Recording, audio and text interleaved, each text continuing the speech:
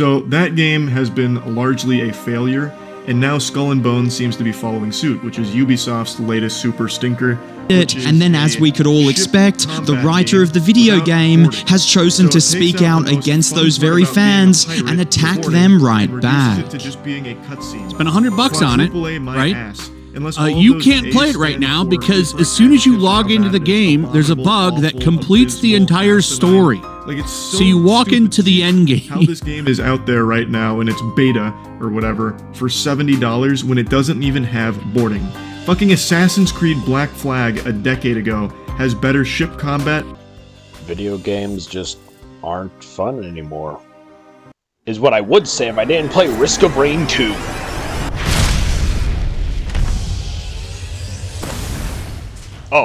Hello and welcome to Petrichor 5. Gaze upon the natural beauty of this strange alien world we find ourselves on, and cover it in blood. Petrichor 5 is truly home to the most vast array of creatures from across the galaxy. But you're no doubt filled with questions. Why are they all here? Why am I here? Why do chests cost money? Don't worry your sweet pretty head about those questions. Your host Thatchalk will answer at least 2 of them, and they're not why chests cost money. A ship knows the contact line was using Petrichor's system as a shortcut. Okay, you with me so far? Okay. So a god called Providence comes on board and destroys the entire ship, causing numerous crewmates of the ship to head to the escape pods and fall into Petrichor 5. Among these survivors, a lone commando would not take Providence's crime lightly. They would scour Petrichor 5 for the contact light's cargo. Once fully stocked up, they would head back to the contact light's wreckage and face Providence, killing him in the process and leaving Petrichor 5. Years later, a ship by the name of the Safe Travels would come across Petrichor 5 on a mission to recover all of the lost items of the contact light. Now that you know why you're here, it's time to go over what you do while on the planet itself. The air smells of sweet strawberries. What? Oh god! Risk of Rain 2 is a roguelike, meaning that each time you play the game is called a run. Each run is made different by the random items you get from the chests, with enemy health and damage increasing as time goes on, with it also increasing after each teleport. Each teleporter is outfitted with a boss. You must defeat the boss in order for the teleporter to complete its charge. Said boss could either be an actual designated boss from the game's code, or a plethora of enemies. Rinse and repeat this process until you get to Stage 5 Sky Meadows, in which case you get a choice between going back to the planet or going to the moon. Another thing I like about Risk of Rain is that each survivor feels like their own character and truly has their own arsenal to be working with. Other roguelikes really just have it to be where it's just the name character just with different abilities, nothing else really different. It's not the most important thing in the world, but it feels nice knowing that it's actually a different person, not just the same guy in a different suit. Further on that point, each survivor has their own list of unlockables that you can choose from. Different skins, different abilities, different weapons, anything you could think of, they probably have. Choose Captain if you want to call stuff up from the sky, choose Loader if you want to punch all the things, choose Accurate if you want to melt all the things, and choose Railgunner if you want to delete everything immediately. There's a lot more nitty gritty, but that's pretty much the gist of it. Just fight your way through, collect items, and head to the moon to try to finish off the run. There is also a DLC that I won't blame you for not downloading. It honestly adds in more problems than content, which is probably why they're releasing another one, which is also a reason I'm making this video. I might as well bring up the artifacts now. On some maps, you can find this code for an artifact key. You take this code and you put it in this little computer thing in Sky Meadow, which will open a portal to the Bulwark's Ambry, where you can do a little boss fight to get an artifact, which is basically a modifier for gameplay. An artifact I got at the time of recording this video was the Artifact of Sacrifice, which removes all chests from the map, but makes the monsters drop items. I could get into a lot of other things like proc coefficients, elites, but you don't want to hear any of that. You want to see stuff go down. Adler, bring us to Sky Meadow.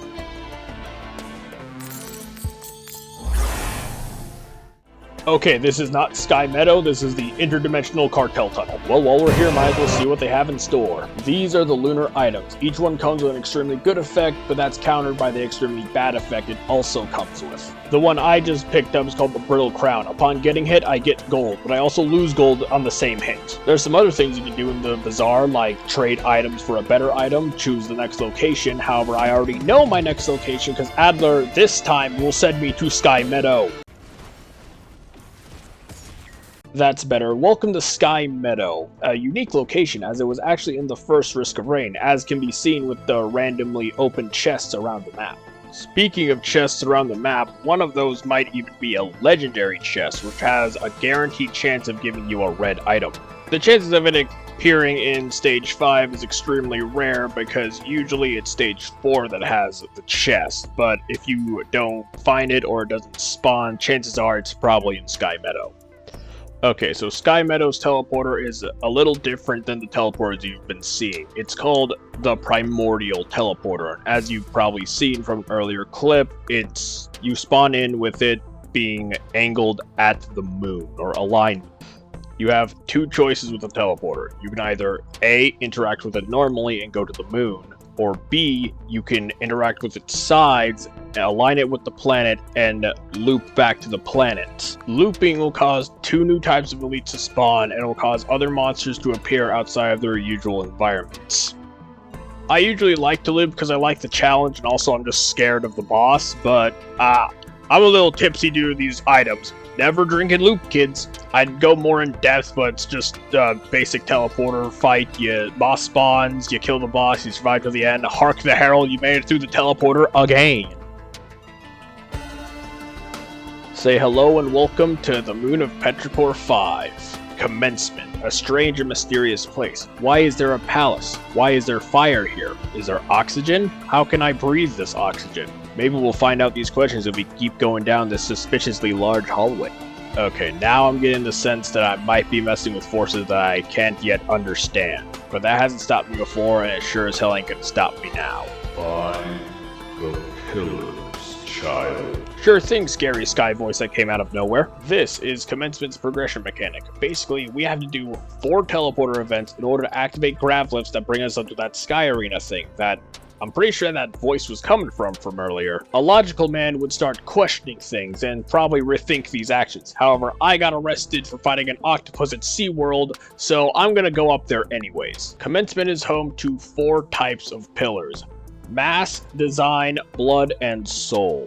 Mass is the easiest of these pillars as it just spawns a few enemies that you have to kill and then just wait. The pillars of design will let out waves that will push you back and out of the zone for its charge. The pillars of blood are pillars that will sap your health in order for their charge. They by far charge the fastest, of course.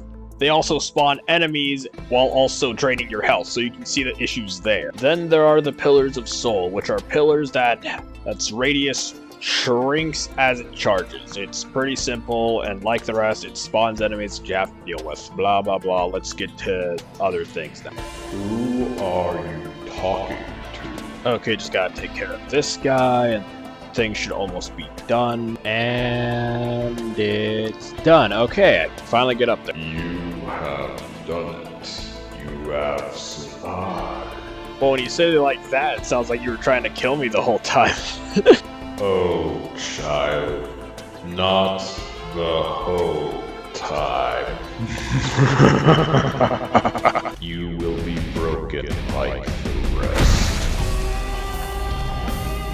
The god of construction workers has revealed himself, and he ain't screwing around. He's fast, he's durable, and he sure as hell ain't giving you any kind of leeway in this fight. This is the first of 4 phases of Mithrix's fight. As most fights go, the first phase is the easiest phase. This is the same for Mithrix. He really just runs around trying to hit you with a hammer. Jump over shockwaves, avoid his swings, and you'll be fine for this first phase. Then we'll move on to the second phase. Speak to yourself if you must. It will not aid you in this battle. Get screwed! Worthless vermin, not even worth my time. Mithrix, getting insecure that you beat him up a little bit, decides to send his art projects after you, initiating phase 2 of the fight. No more in detail, but it's really just you shooting everything that you fought on the way over to Mithrix's arena. I don't even understand the tactic. I mean, I fought all of these things. Heck, I fought more powerful versions of them on the way over here than in the actual fight. Alright, that's all of your toys. Now get down here and fight like a man. Fight implies there will be a struggle. There will be none. In the third phase of the fight, Mithrix is actually trying now. He's deadlier. He's faster. He leaves pillars of fire whenever he slams his mighty hammer. The fight only gets more difficult as it goes on. Mithrix is constantly spawning more Chimera, and God help you after he lands from that jump. After landing, Mithrix will get his 23andMe test results, learning that he is 1% Italian. Then he will try to cut the arena into a big giant pizza pie. Little heads up for when you get into this fight, don't do what I'm doing right here. The attack can still hit you. I just got insanely lucky. Don't actually do what I did and just stay up there. Just try to avoid the attack. Barely sentient. I will break you like the object you are. Stage 3 is here to be the hardest phase of the fight, with how fast Mithrix is, and also the fact that he doesn't abide by the one-shot protection rule that you've had throughout the entire run. Nonetheless, it's pretty much phase 1, except he has like a new attack. You'll be fine as long as you know what you're doing. And boom, headshot.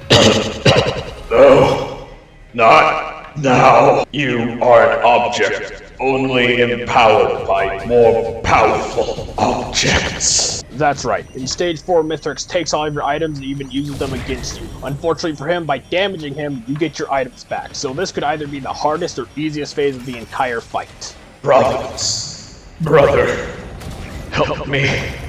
Brother, help me. I was to conquer the stars, not to fall to vermin like you. Providence, wherever you are, I will see you in hell, where you belong.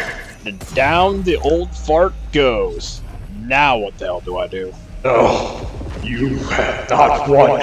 I will destroy this moon if I have to. In the words of the Italian plumber, that's a no good. We better get the fuck out of here right now. The neighborhood's going topsy-turvy. The pizza cutters are landing everywhere. There's walking fucking pianos. I don't even know what the hell's going on anymore. Once you get to the ship, you'll have to do a teleporter event. Just run around it. Try not to get killed by the pianos or any other lunar chimeras or the pizza cutter slice. There's so much crap going on, man. Here, man, I cannot describe it. It's just pure anarchy. Come on, Adler, calibrate the ship. I can't hold out much longer, man. We gotta get out of here now. Adler, I'm getting on board. Just get ready to take off, man. Come on, let's go, let's go, let's go, let's go.